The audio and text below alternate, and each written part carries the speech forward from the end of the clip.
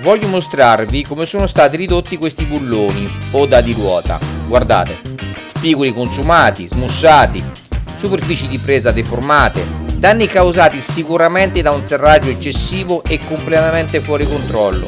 Su 20 bulloni 4 sono stati danneggiati e ciascuno costa circa 6 euro. Lo so perché sono i miei. Attenzione, il simbolo laterale indica che il contenuto video, foto e audio può essere generato in tutto o in parte da intelligenza artificiale, come in questo esempio. Quando parliamo di sicurezza delle auto, anche il corretto serraggio dei bulloni o delle viti delle ruote è fondamentale. Oggi vedremo la differenza tra due strumenti molto usati, la pistola ad aria o pneumatica e la chiave dinamometrica. La pistola ad aria è perfetta per montaggi o smontaggi veloci, facendoci risparmiare tempo. Se forziamo troppo però, quindi usiamo una coppia di serraggio elevata, rischiamo di danneggiare filettature, cerchi e mozzi.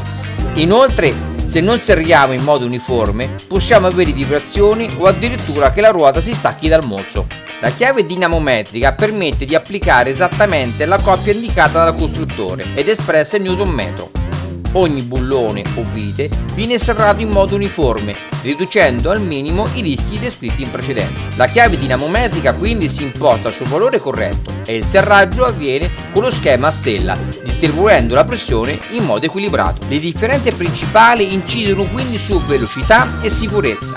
La pistola d'aria è rapida ma imprecisa, la chiave dinamometrica è più lenta ma garantisce sicurezza e precisione.